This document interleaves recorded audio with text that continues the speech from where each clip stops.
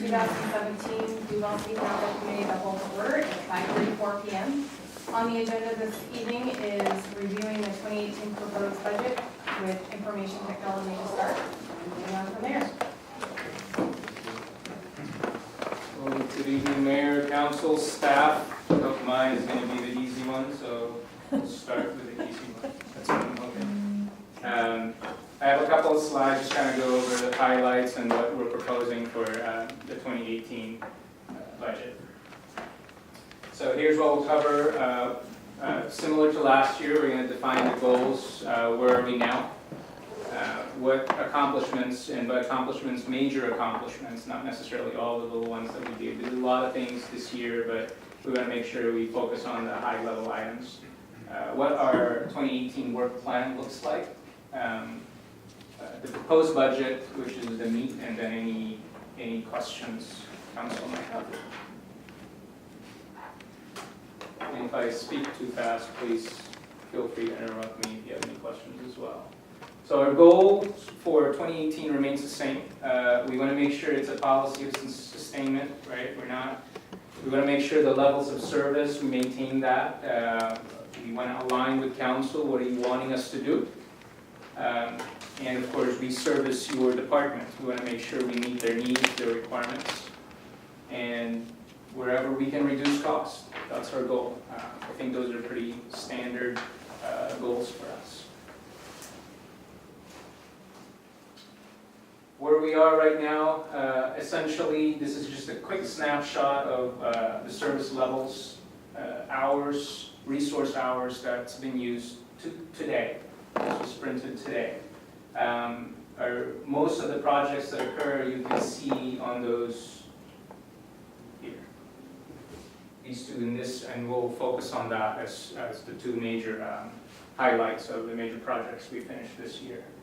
Any questions on this? Where are we now? So we started when we started with this whole partnership, we had a 5-year plan of where we want to be at.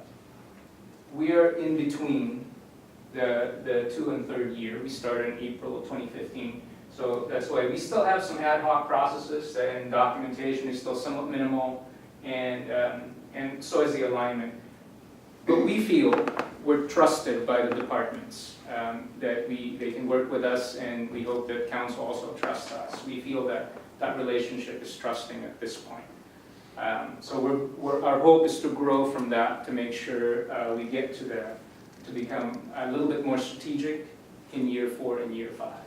Right? I don't know how far we'll get into the core processes where we're going to define that. That really depends on the level or the appetite that the city has in terms of focusing on that or focusing on the major items that we need to fix, the fundamental items we need to fix within the city, infrastructure-wise. Okay.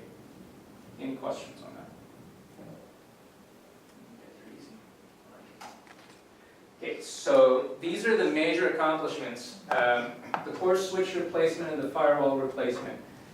Two of probably your biggest infrastructure changes in here. Your core switch replacement was the one at the police department. That's the $32,000 switch we replaced. So it took us about fully 6 weeks from start to finish to get that accomplished, with a lot of hours really occurring within that May-June timeframe. This was difficult in a sense that it's not a one-for-one swap. It's a different type of switch that was originally there, and we had to reprogram the ancillary switches that were connected to it as well. Since it's your core switch, we had to do some weekend work on that because we didn't want to interrupt. Had such an impact. It's a major impact whenever we replace something like this. The firewall replacement was not a planned project. It was an emergency project that we took on because your firewall failed.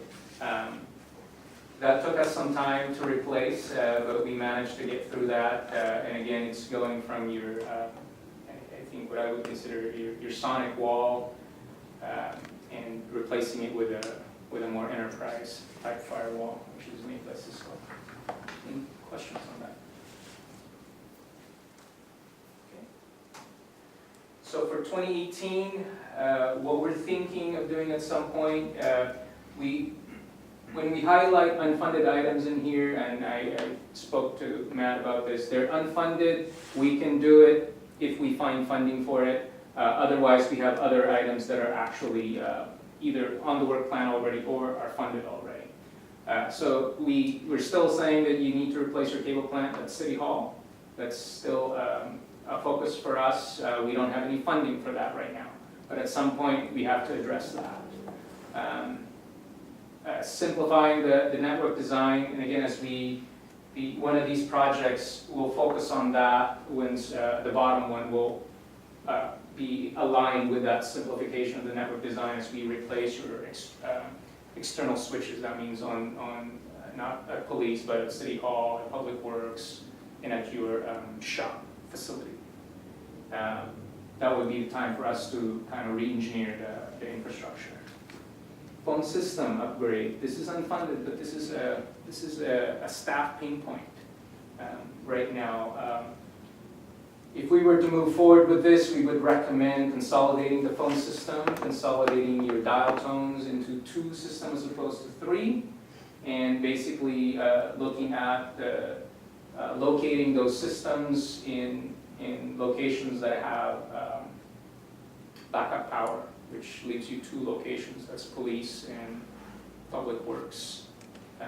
So unless that changes, we wouldn't put a primary system at City Hall right now because there's no backup power at City Hall. Right now you have 3 distinct and separate phone systems. Sorry, go ahead. What's the cost to do that?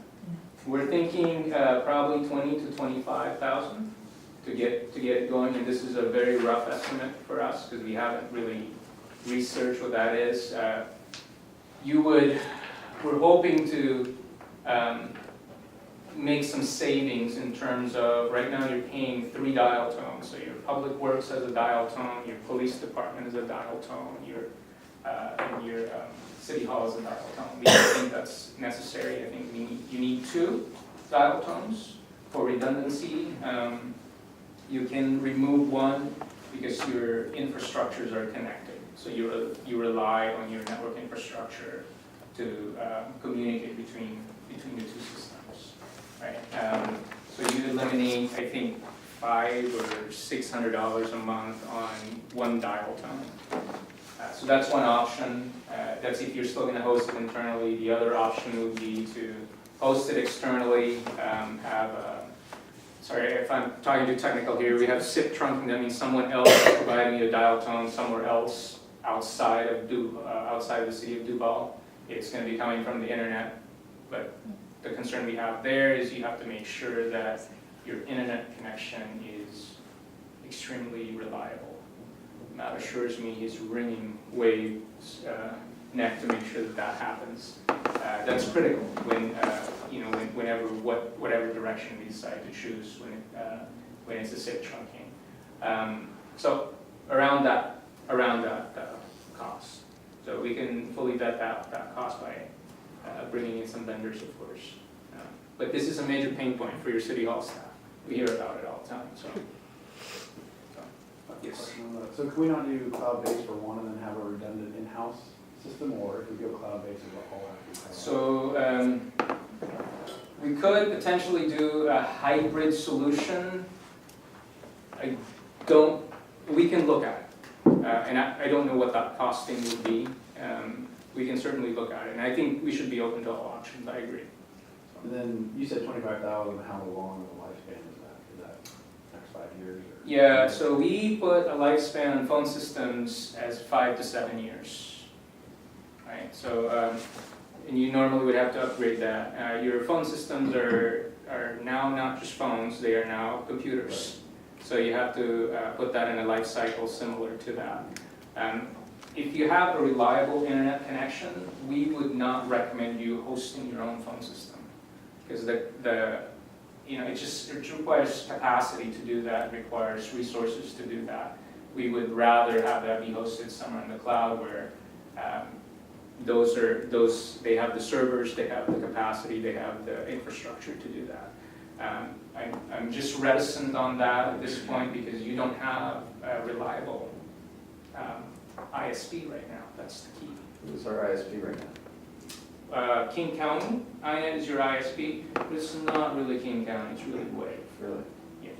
So, because King County has a franchise with Wave as well, so they provide them a certain number of strands of fiber. So wherever Wave is, that's where King County is as well.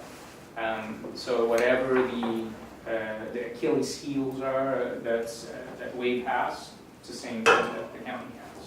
So Wave owns the wire and the infrastructure, and how you utilize that, is that how it works? That's correct. Yeah, your interconnectivity within your facilities right now is provided to you by Wave as well. How do you deem whether the internet's reliable or not? Well, it goes down a little. So that's really how we look at it. Power outages occur and you lose internet connection very quickly. Whether you have power backup, it shouldn't happen that way. You have really only a couple of paths for fiber to run into the city of Duvall. We've been talking to King County before about alternate paths, but when it comes to, I don't want to say it's a remote location, they really are looking for where's the mass, right? And right now, I don't think Wave sees it as they don't want to put any investment in it. But maybe when you negotiate the franchise, there might be more appetite for that. We should force them to do a little bit more for the city. It shouldn't be. They shouldn't look at this as a red-headed stepchild.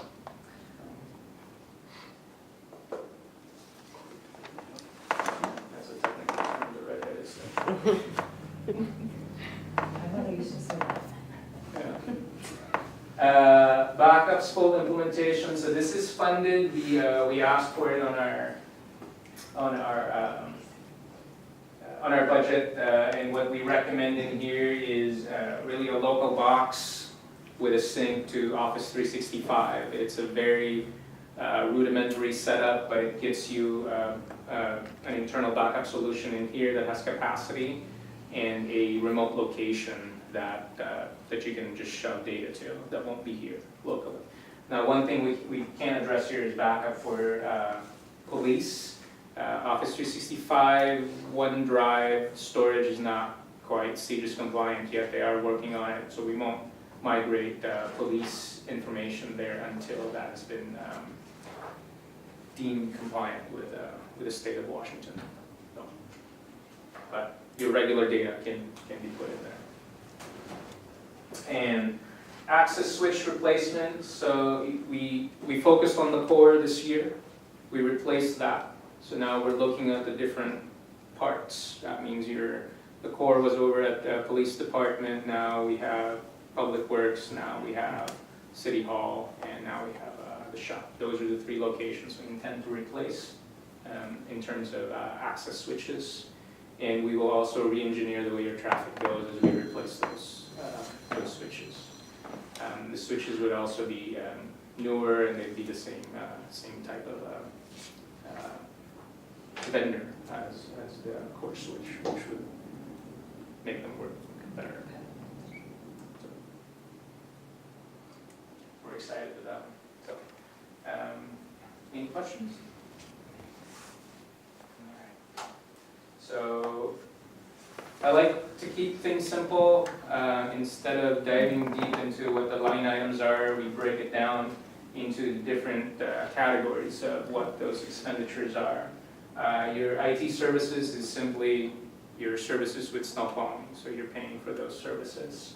And that's increasing by 22%, and that's because you're getting 20 more hours a month. So that's the cost. And part of that is we cover union increases for pay. Maintenance and operations, basically it covers your maintenance contracts. So that hasn't increased much. It's about 3% increase. It's basically your copiers, your software that you renew. These are operational things that you need to have. You're going to have to maintain it. You're going to have to pay for it if you want to continue operations. So innovations, this is where we're talking about, we're now replacing switches. So these are new things we're taking on. These are projects we're taking on to make the system better and to future-proof the system. And the last one I'm really excited about is it's official. We've established the ER&R funding for IT, and we're covering three pieces, three areas of operations in there. That's your network, your servers, and your desktops. We plan to introduce the software portion next year. That's even probably going to be bigger because that means we're going to look at your enterprise applications like your financial applications. We will move like Office 365 and there, your Windows, which are very expensive when you replace them. We don't have any buckets for those right now. So the best time to create that bucket is when you do the initial replacement. So we think that should be not 2018, but probably 2019 is when we do that replacement. Then we start the bucket at that point. So PJ, would you explain what ER&R funding is for the? Oh, I apologize. So it's equipment and replacement funds. I can't remember what the two are stood for. Replacement reserve? Replacement reserve, there you go. So it's essentially what we do is we put away, if we purchase or acquire a piece of equipment, let's say the core switch, we take a look at that piece of equipment. If it's $100,000, $30,000, we assign a life cycle to it. So if that's 7 years, what do we expect the value of that switch be after 7 years? And what do we expect the replacement cost would be after 7 years? Then we start collecting, right? So it's just, if we expect that in 7 years you'd have about a value of 10 grand and we expect the replacement to be 50. So we would collect 40 within that seven-year period. And we'll just divide that up and put that in that bucket so that when the replacement time comes, we're not clamoring for something or we're not surprised about it. Rather, we dip into our savings and say, hey, we have the money for that. Let's go ahead and replace it. So it's kind of future-proofing, again, your infrastructure. It's not as painful. It's slowly, so you're planning ahead, because you know it's going to come. You know it's going to come. Whether you like it or not, it's going to break, so might as well prepare for it. That's exciting. So that's the seeding. Any questions on this? It's just hard to tell the difference between your real excitement and Oh. your real excitement. No, I'm not dancing yet. I have a question, PJ. Sure. So in the budget, we were given the total available 246,000. So you're 20 above that. Where did that come from? Which we can check. Where is that? Oh, you know what, I might be looking for one. I believe that we took it out of the revenue, but we didn't assign the expenditure line Oh, items. gotcha. Remember that email? Yeah, Because we didn't assign an expenditure line item. for the on- 26,000. Yes. Yeah. So how do we match that up to what's in this? Is that one or? So essentially, the revenue is being allocated to the other funds that are paying for the internal service fund, the IT Oh, fund. Okay. But on the expenditure side, which is probably what you're looking at, that expenditure hasn't been allocated because we don't know what it is yet. Yeah, there's no expenditure for this yet. Rather, you're going to have, what I envision is really 3 distinct line items for revenues that will match to expenditure line items. So you're dipping into those revenue line items that when you're feeding into expenditures, when you're using those colors of money, I guess is what I would say. So in the budget then, what is the income from what we've recently passed? Do you know what that projected would The levy, be? Yeah. Or the 5%.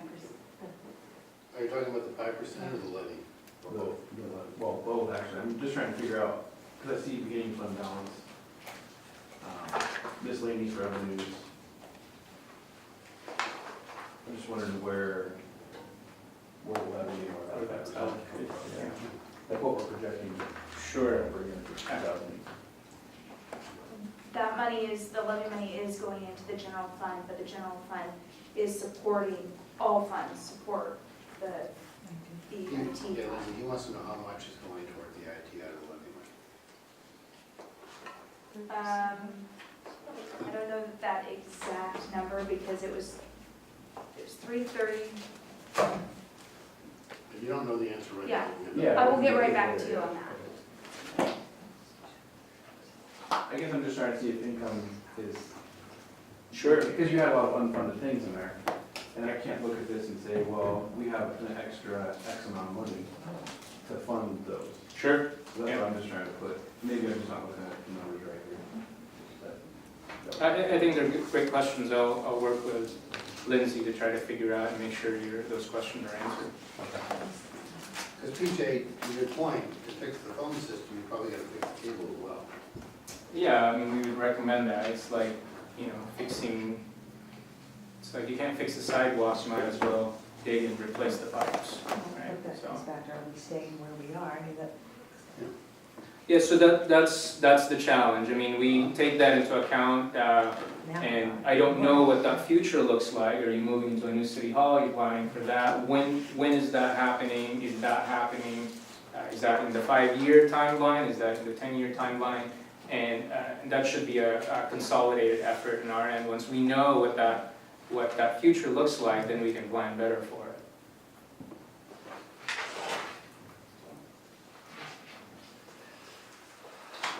Any other questions on this? And this is just a different viewpoint. Sometimes we're all visual people, so you can just see how the pie is allocated. And in here, we just break it down by whether we're doing capital or operations. The majority of the funds are obviously in operations, although we are putting some sustainment and some innovative portions in the capital piece now. So the sustainment piece is your 26 grand that we were talking about, which is saving money for capital replacements. And then the 29,000 is replacing the switches that are on the remote locations outside of the police department. And the majority of your operations is going to be your services and maintenance contracts renewals. So it's pretty lean, I think. Any questions or concerns? The one question, how is the proportionality determined from the individual fund transfers from the utility fund in terms of the proportionality of that IT use, I guess? I mean, how is there? Yeah, so what I can present to council is, I didn't bring that in here, but I can certainly email it to council.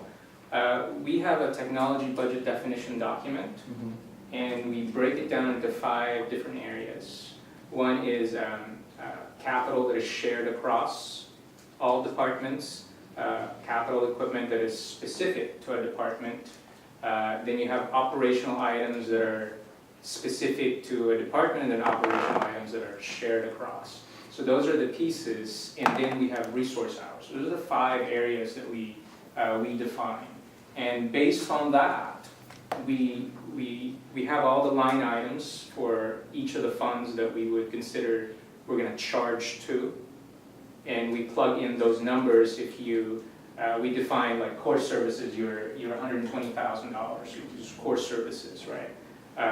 So if Public Works said, if after, we haven't been here 5 years, but normally the way we do it, we smooth it for 5 years.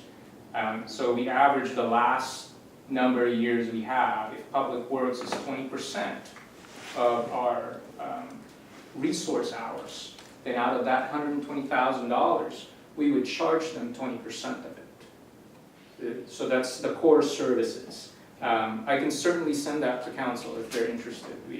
That's one of the first things we implemented in here when we came on board, is define what that chargeback allocation looks like. It'd be interesting to see where it's worked. I mean, Sure. It is interesting when, the number of resource hours that get, and it's a general fund that usually takes the big hit. It's very typical. You have police that takes up a lot of time. So it's based on really the usage. So if you're using a lot of gas, that's how we define it, then you have to pay for more gas. Right? So, but we try to smooth it as we build more data points. That's perfect, yeah, that'd be great to look at. Yeah. I'm sure it would be, to understand just a little bit of it, but Yeah. it would be nice to know that there's. Yeah, the significant technology budget justification. definition is a document that tells you, defines what those are, and then the formula in them. We could also send you the spreadsheet that we use on how that gets allocated across the board. And because that's what we submit to finance. It's up to you. Like spreadsheet. Spreadsheet, okay. Yeah, that sounds sufficient. Any other questions? Thank you, BJ. Thank you, appreciate it. And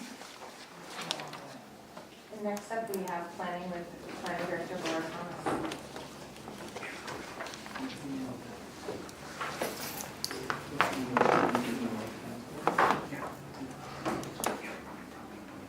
Thank you, council. Thank you, Mayor.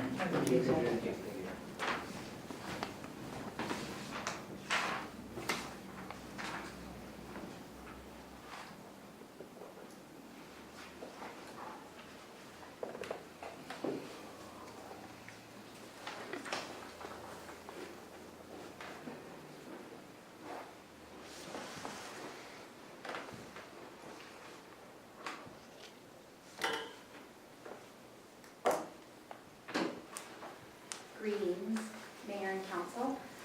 This evening I'm going to talk about our proposed budget, but first what I'll talk about is our service delivery for 2017, what we've completed, what we're proposing for 2018, and what our work program looks like. So for planning, we have two basic funds that we utilize, and that is the 00105, which is a general fund, which is for planning services. And then we also have a fund that's a restricted fund that's for sensitive area mitigations, and that's 107.05. And so we'll talk about those as we go along. So what do we look at when we talk about service delivery? What I always think about is we're both supporters and leaders within the planning department, and there are expectations from our community and from our customers or our clients.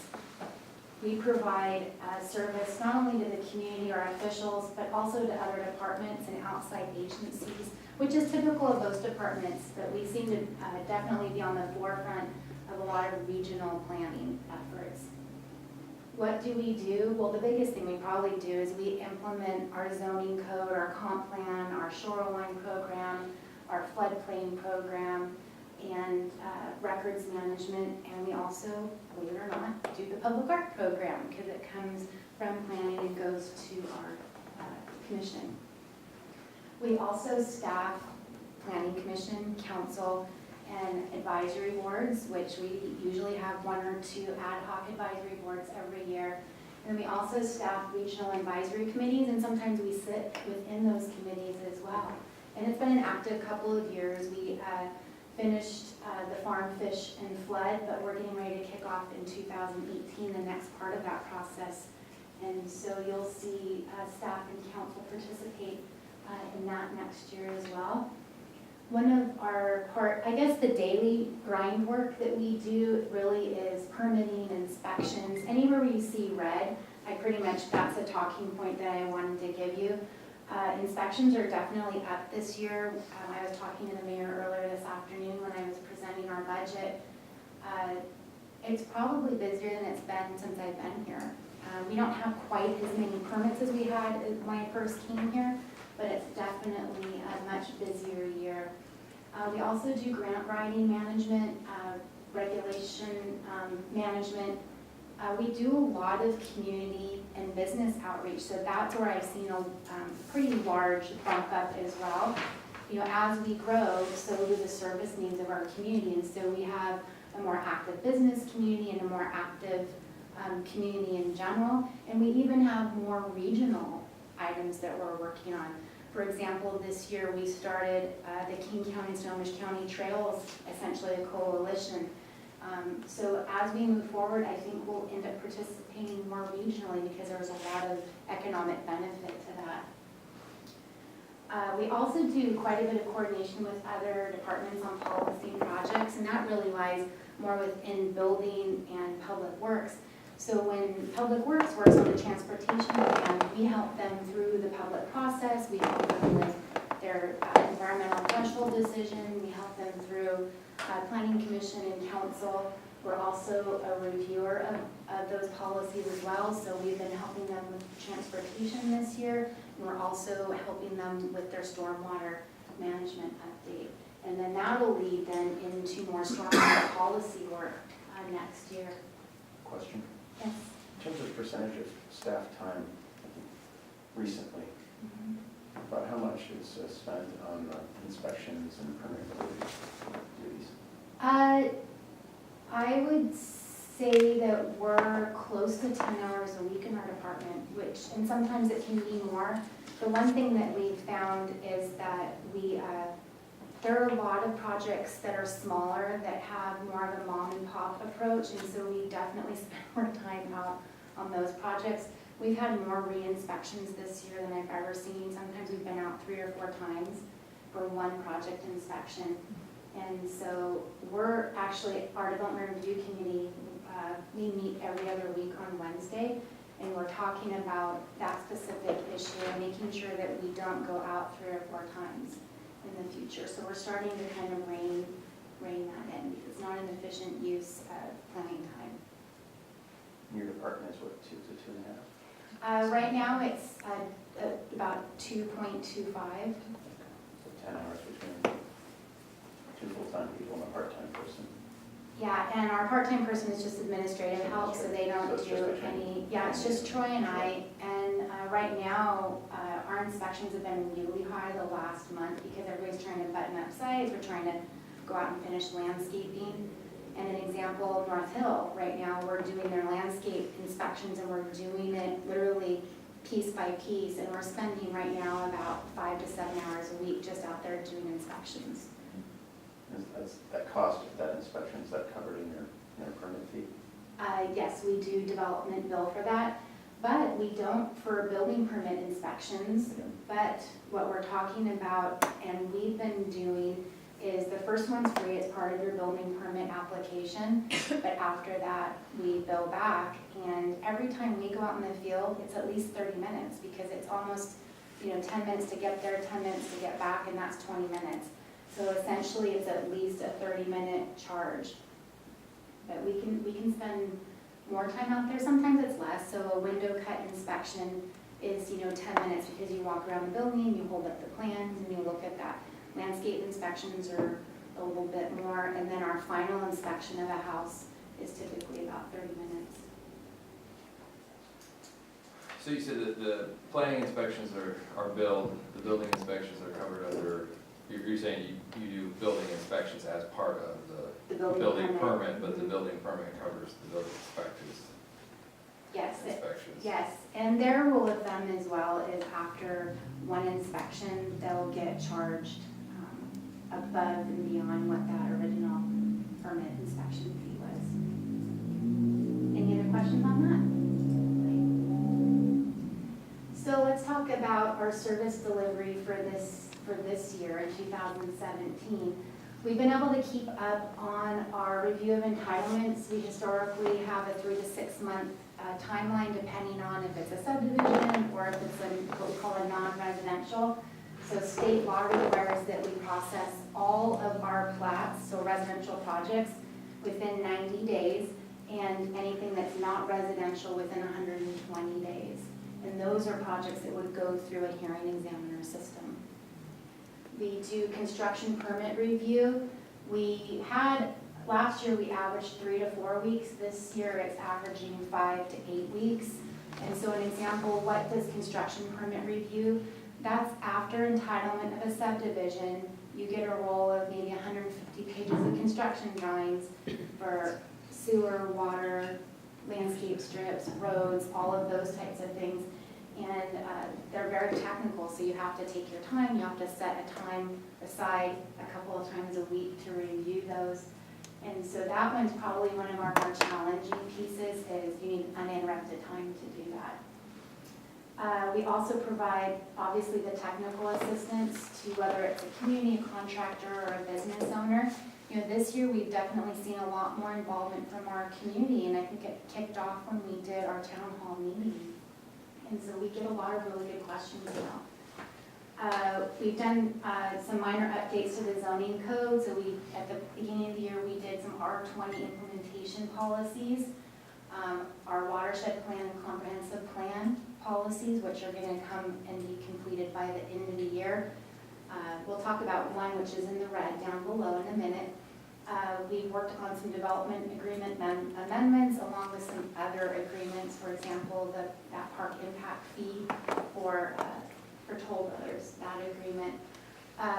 We did the big kickoff for the town hall meeting, so we set the stage. So we were in that program for well over 100 hours just within our planning department. And then Public Works and Building, obviously, they participated a lot because they did a lot of our mapping work for us. But we've seen a lot of good work come out of the community after that, and a lot of good questions that have come up. We're in the process of finalizing the transportation plan, our comp plan amendments, our sensitive area and tree protection policies, and then our park planning process.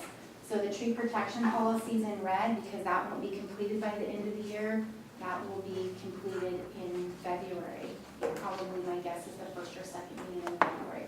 We're just getting ready to send out a notice for the next meeting for our advisory committee to kick that process off. Any questions before I go to the next slide? Were we expecting to finish our original projection, expecting to finish the tree protection policy update in 17? Yes.